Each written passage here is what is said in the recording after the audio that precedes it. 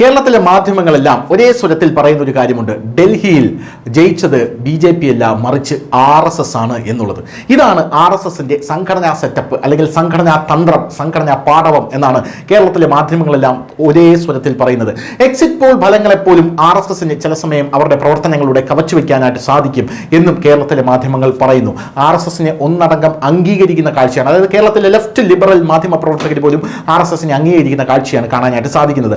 മഹാരാഷ്ട്രയ്ക്കും ഹരിയാനയ്ക്ക് ശേഷം പരസ്യമായ രഹസ്യമാണ് ഡൽഹി നയിച്ചത് RSS ആണ്, അതായത് ഡൽഹിയെ തെരഞ്ഞെടുപ്പിൽ നയിച്ചത് RSS ആണ് എന്നുള്ളത് പരസ്യമായിട്ടുള്ള രഹസ്യമാണ്. നമുക്കറിയാം മഹാരാഷ്ട്രയ്ക്ക് മുമ്പ് ഹരിയാനയിൽ എന്താണ് സംഭവിച്ചത് എന്ന്.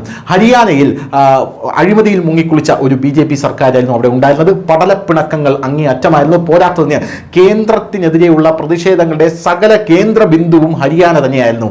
ഗുസ്തിക്കാരുടെ സമരം, പോരാത്തതിന് കർഷക സമരം, പോരാത്തതിന് അഗ്നിവീർ സമരം, അങ്ങനെയുള്ള രാജ്യത്താളിപ്പടർന്ന സകല സമരങ്ങളും വന്നത് ഈ ഹരിയാനയിൽ നിന്ന് തന്നെയായിരുന്നു. എന്തിനു പറയുന്നു, കർഷക സമരം പോലും ഹരിയാനയിൽ നിന്ന് പൊട്ടിപ്പുറപ്പെടുന്ന ഒരു സാഹചര്യം ഉണ്ടായിരുന്നു. അങ്ങനെയുള്ള ഹരിയാന അവസാനത്തെ വെറും 2 മാസത്തിൽ മുഖ്യമന്ത്രിയെ മാറ്റി നിർത്തി വേറൊരു മുഖ്യമന്ത്രിയെ കൊണ്ടുവന്ന് RSS സ്വന്തം കയ്യിൽ ഏറ്റെടുക്കുകയായിരുന്നു. അങ്ങനെ RSS ഏറ്റെടുത്തപ്പോൾ BJP വിചാരിച്ചിരുന്നത് ഇനി ഹരിയാന കയ്യിൽ നിന്ന് പോയി എന്നാണ്. എക്സിറ്റ് പോൾ ഫലങ്ങൾ വന്നു. എക്സിറ്റ് പോൾ ഫലങ്ങളിലും രാഹുൽ ഗാന്ധിക്ക് അഥവാ കോൺഗ്രസിന് വമ്പൻ വിജയം പ്രഖ്യാപിച്ചു. എന്നാൽ റിസൾട്ട് വന്നപ്പോൾ സകല ആൾക്കാരും ഞെട്ടിപ്പോയി. ആ റിസൾട്ടിൽ BJP ചരിത്രത്തിലില്ലാത്ത രീതിയിലുള്ള സീറ്റുകളുമായി മുന്നേറി വീണ്ടും അധികാരം പിടിക്കുന്ന കാഴ്ചയാണ് കാണാനായിട്ട് സാധിച്ചത്. സമാനമായ രീതിയിലായിരുന്നു മഹാരാഷ്ട്രയിലും RSSന്റെ ഓപ്പറേഷൻ എന്ന് പറയുന്നത്. മഹാരാഷ്ട്ര എന്ന് പറയുന്നത് RSSന്റെ ഉറച്ച കോട്ടയാണ്. ആ കോട്ടയിൽ RSS വലിയ രീതിയിലുള്ള ഓപ്പറേഷനാണ് നടത്തിയത്. ശിവസേനയെ വീണ്ടും അനുനയിപ്പിച്ച്, അതായത് ഷിൻഡെ വിഭാഗത്തെ വീണ്ടും അനുനയിപ്പിച്ച്, ഷിൻഡെ എന്ന് പറയുന്നത് തനിക്ക് മുഖ്യമന്ത്രി സ്ഥാനം വേണമെന്ന് പറഞ്ഞിരിക്കുകയായിരുന്നു. അങ്ങനെയുള്ള സ്ഥലത്ത് അനുനയിപ്പിച്ച് BJPയെ RSS അവിടെ വൻ ഭൂരിപക്ഷത്തിൽ വിജയിപ്പിച്ചെടുത്ത് ഷിൻഡെ ഇല്ലെങ്കിലും ഇനി BJPക്ക് ഭരിക്കാമെന്നുള്ള രീതിയിൽ RSS അവിടെ കൊണ്ടുവരികയായിരുന്നു. ഇപ്പോൾ RSSന്റെ ഒരു സൗകര്യം കാത്ത് അല്ലെങ്കിൽ RSSന്റെ ഒരു കരുതൽ കാത്ത് അവിടെ കാത്തിരിക്കുന്നവരിൽ ഉദ്ധവ് താക്കറെയും കൂടെയാണ് എന്ന് നമുക്ക് പറയേണ്ടി വരും. അതിനുശേഷമാണ് ഡൽഹിയിലേക്ക് RSS വന്നത്.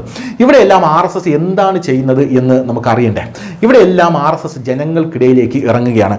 ഡൽഹിയിലേക്ക് വരികയാണെങ്കിൽ 50,000 ഡ്രോയിങ് റൂം മീറ്റിങ്ങുകളാണ് RSS നടത്തിയത് എന്നാണ് മനസ്സിലാക്കാൻ സാധിക്കുന്നത്.